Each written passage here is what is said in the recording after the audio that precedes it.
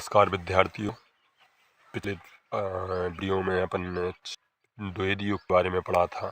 आज छायावादी काव्य की प्रमुख प्रवृत्तियां, छायावादी युग के गद्य काल का तीसरा उपविभाजन है, उसके बारे में पढ़ने जा रहे हैं। छायावाद। अब छायावाद की क्या प्रवृत्तियां ही छायावाद से कहा गया, तो इसकी समय सीमा सन 1920 से 1936 रही। परिभाषा पर आए तो जयशंकर प्रसाद ने कहा है, जब भाव वर्णन से भिन्न, जब वेदना के आधार पर स्वानुभूतिमय अभिव्यक्ति होने लगे, तब हिंदी में उसे छायावाद कहते हैं। नागेंद्र ने कहा है, छायावाद स्थूल के प्रति सूक्ष्म का विद्रोह है।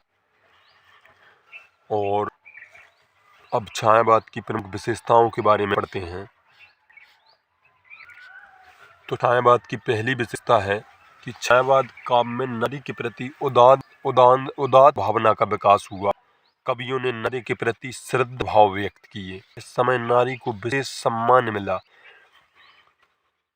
तो छायावाद की काव्य की पहली विशेषता है कि इसे नारी सम्मान प्रमुख लिख सकते हैं कि इसके जो कवि हुए उन्होंने नारियों के सम्मान में रचनाएं लिखी। नारी को श्रद्धा भाव दिया गया, श्रद्धा भाव रूप में देखा गया। समाज में नारियों का स्थान उच्च स्थान प्राप्त किया। और जिस प्रकार गाड़ी के दो पहिए रहते हैं, उसी प्रकार नारी को समान अधिकार देने के लिए प्रेरित किया इन्होंने।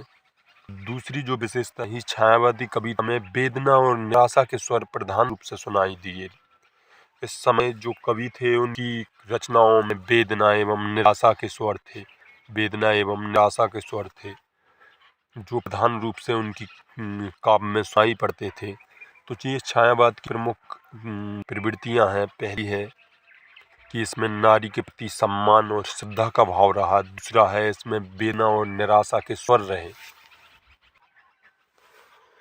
छायावाद काव्य में तीसरी जो प्रवृत्ति है, तीसरी जो उसकी विशेषता है, तो छायावादी काव्य में प्रकृति का वर्णन प्रचुरता है। मतलब प्रकृति से संबंधित प्रकृति वर्णन पर कवियों ने अपना मुख्य विषय माना। प्रकृति वर्णन को, प्रकृति वर्णन का वर्णन किया गया है। चौथी विशेषता है, छायावादी कवियों ने अपने काव्य में बिंब का प्रयोग अत्यंत सफलतापूर्वक किया। जो बिंब विधान होते हैं कविता में सुंदरता लाने के लिए, जो बिंब का वर्णन किया जाता है, उनकी समय सफलतापूर्वक प्रयोग किया। अत्यंत सफलतापूर्वक वर्णन मिलता है बिंबों का। पांचवी विशेषता है, छायावादी कवियों ने अपने काव्य में लक्षणता का प्रयोग किया है, जिससे भाषा प्रभावमयी बन गई है। जिससे भाव लक्षण जो शब्द शक्ति रहते हैं उसका इन्होंने अपनी कविता में प्रयोग किया है, जिससे जो भाषा है वह प्रभावशाली बन जाती है। तो ये छायावाद की प्रमुख विशेषताएं हैं, जिसमें अपन कह सकते हैं नारी के प्रति इस समय उदात्त भावना का विकास हुआ। और इस समय के जो कवियों हैं उन्होंने जो श्रृंगार वर्णन था उसका न्यून प्रयोग किया और वेदना और निराशा के स्वर प्रधान रूप से सुनाई दिए। और एक और विशेषता इसकी व्यक्तिकता है। छायावादी जो काव्यधारा के प्रमुख कवि रहे उनमें व्यक्तिकता प्रधान रहा। व्यक्ति अपनी जो असफलताएं, सफलताएं, निराशा, इनसे संबंधित कवि का प्रमुख विषय बनाया। और प्राकृतिक चित्रण तो इस समय निराला ने जो जूही की कई में प्रकृति का चित्रण किया है, वहाँ वह साथ साथ पुरुष और नारी के संबंधों का भी उन्होंने बड़े ही सफलतापूर्वक चित्रण किया है। वो बिंब योजना इस काल की एक प्रमुख विशेषता रही। अब आए तो इनके प्रमुख कवियों के बारे में, उनके जन्म के बारे में पढ़ लेते हैं। तो इसके चतुर्थ इसम माने जाते हैं छायावाद के, कि 4 इसम थे जिनको जाना जाता है प्रसाद, पंथ, निराला और वर्मा के नाम से। जयशंकर प्रसाद, इनका जन्म हुआ 1889 में, मृत्यु 1937 में।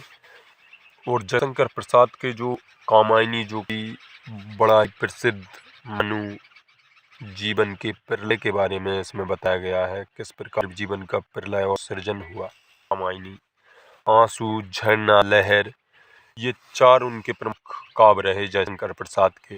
दूसरे पे आ जाते हैं सूर्यकांत त्रिपाठी निराला। इनका जन्म 1897 में हुआ, मृत्यु 1963 में हुई। इनकी प्रमुख जो रचनाएं थी अनामिका, परिमल, गीतिका, जो तृतीय स्तंभ हैं इस काल के, सुमित्रानंदन पंत। इनका जो जन्म हुआ सन 1900 में, मृत्यु हुई सन 1977 में। जन्म मृत्यु के बारे में भी याद रखें। जयशंकर प्रसाद ये प्रसिद्ध ही कवि हैं। जयशंकर प्रसाद का 1889